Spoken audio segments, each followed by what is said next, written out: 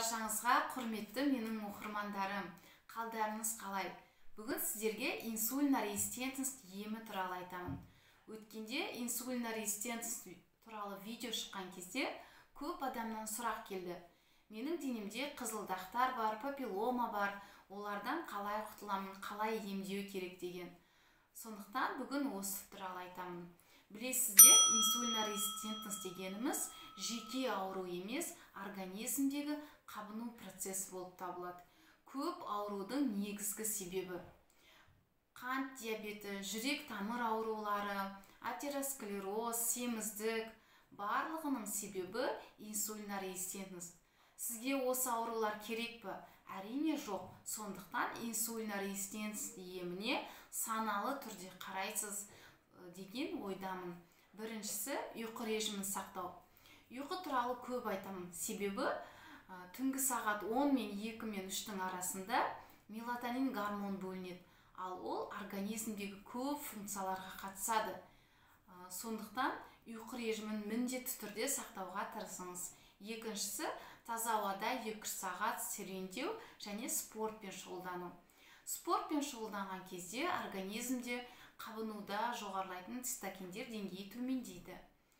Үшіншісі, стресстен арылу. Стресс кезінде қанда кортизол деңгейі жоғарылайды, ал ол организмге кері әсерін тигізеді. Ең негізгісі дұрыс тамақтану. Рационда май, белок, пайдалы көмірсулар болу керек. Бір тамақтанғанда тойып тамақтаныңыз. Бір күнде 3 рет тамақтаныңыз.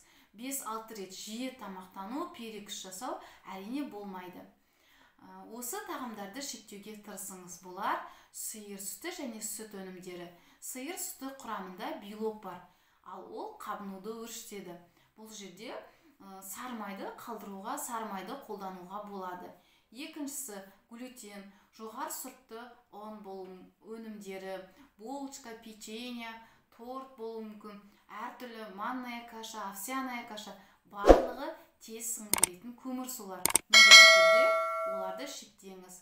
Үшіншісі, қанттың бүкіл түрі, қант алмастырғыштар, фруктоза, оларда инсулин ұйқы безіне нагрузка болады, ал инсулина резистентность ұйқы безімен байланысты. Кейінгісі, консервадағы өнімдер, полуфабрикаттар, фастфуд, әртүрлі соустар, майонез, томат болуы мүмкін, кофе, барлығын шектеуге тырысуыңыз керек. Және бал туралы көп сұрайды. Егер инсулин деңгейі 8-ден жоғары болса, балды да шектеу керек. Рафинирленген көмірсулардың орнын пайдалы көмірсулар, гречка, күріш, фасоль, солармен алмастырыңыз. Сұйық майға тоқталып кетсек, біз көбіміз қолданылатын бұл рафинирленген сұйық май. Оның орнына рафинирленбеген майларды қолданыңыз, басқа майларға ауыстыруға болады. Инсулина резистентность кезінде қолданылатын препараттар. Бұл препараттарды барлығын бірден емес, біртіндеп қосуға болады. Кристальхинде ол көп аурулардың емінде қолданылады. Ол өттің бөлінуін жақсартады, инсулин деңгейін төмендетеді, гриппокқа. Ал егер сізде өтіңізде тас болатын болса, гастриттің, геморройдың өршу кезеңі, обострениясы болатын болса, ол кезде қолданбауға тырысыңыз. Себебі кристальхинде ол шырышты қабаттың тітіркенуіне алып келеді. Екіншісі, берберин. Берберин дегеніміз, ол да инсулин деңгейін төмендетеді. Егер тәттіге құмарлық болатын болса, магнийдің глицинат немесе цитрат түрін қолданыңыз, тәттіге құмарлықты басады.